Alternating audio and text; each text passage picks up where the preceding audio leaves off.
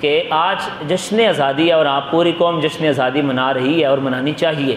اللہ کا شکر ہے کہ اللہ نے آج کے دن ہمیں اس ملک جیسی عظیم نعمت عطا فرمائی ہے، لیکن کبھی ہم بیٹھ کر بچوں کو یہ بھی بتاتے ہیں کہ جشن آزادی کا مطلب کیا ہے؟ ہم کس سے آزاد ہوئے؟ کیوں آزاد ہوئے؟ کیوں لی ہمارے اکابر نے آزادی؟ کیوں یہاں عورتوں کی عزتیں لوٹی گئی؟ کیوں جناب لاکھوں لوگ شہید ہوئے؟ کیوں جناب علماء کو وہ توپوں کے ساتھ باندھ کر شہید کر دیا گیا؟ کیوں ہمارے لوگوں نے یہ کام کیا کہ ہم نے علیحدہ وطن بنانا ہے؟ بھائی بنا ہوا ہے تو رہنا ہی ہے، مکان بنا لو، رہنے لگ جاؤ۔ یہ الگ وطن کیوں بنایا جاتا ہے؟ آج کیوں کشمیری جدوجہد کر رہے ہیں کہ ہمیں الگ وطن چاہیے؟ کیا ہم بتاتے ہیں اپنے بچوں کو؟ نہیں، ہمارے بچوں کو اس بات کا علم ہے کہ 70 روپے کا پاپڑا لے کر ہم نے گلی میں کسی کو سونے نہیں دینا، کیونکہ آج جشن آزادی ہے۔ ہمارے بچوں کو یہ بات پتہ ہے کہ پوری گلی میں شور ہو اور بچوں کو احساس ہو کہ آج جشن آزادی ہے، ہم مدر پدر آزاد ہو رہے ہیں، ہم اپنی تہذیب کا جنازہ نکال رہے ہیں۔ اللہ کے محبوب علیہ السلام کے غلاموں، میں حلفاً یہ بات کہتا ہوں ممبر رسول پر بیٹھ کر، میری آنکھوں میں بعد دفعہ آنسو آ جاتے ہیں جب میں چھوٹے بچوں کو دیکھتا ہوں کہ ان کو نکر پہنی ہے بچوں نے اور اس پر پاکستان کا جھنڈا بنا ہے۔ یہ ہے محبت وطن کی۔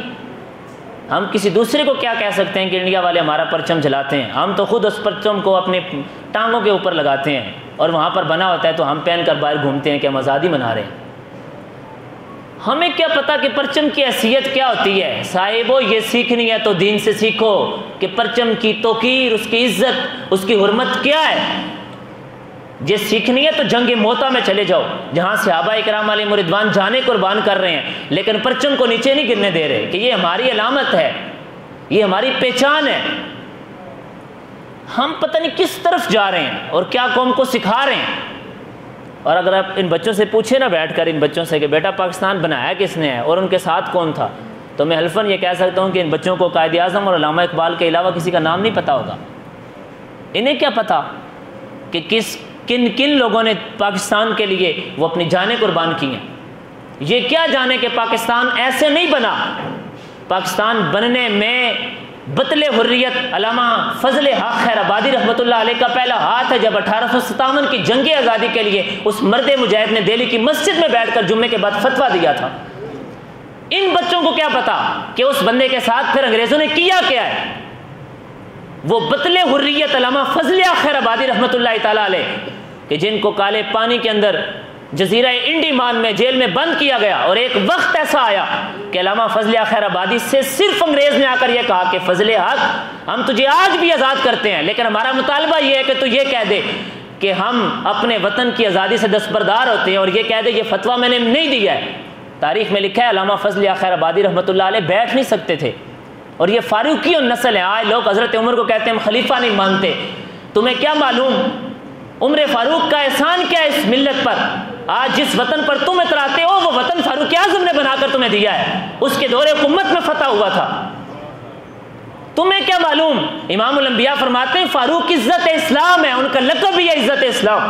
یہ علامہ فضل حق خیر آبادی آپ اٹھ کے بیٹھ گئے، فرمایا انگریز تو اگر یہ کہنا چاہتا ہے نا کہ میں اس فتوے سے دستبردار ہو جاؤں تو یہ نہیں ہو سکتا۔ میں نے کل امام الانبیاء کو منہ دکھانا ہے، فرمایا میں کل بھی یہ کہتا ہوں کہ یہ فتویٰ میں نے دیا تھا، میں آج بھی کہہ رہا ہوں یہ فتویٰ میں نے دیا ہے، اور ہم کبھی بھی تمہاری غلامی نہیں قبول کریں گے۔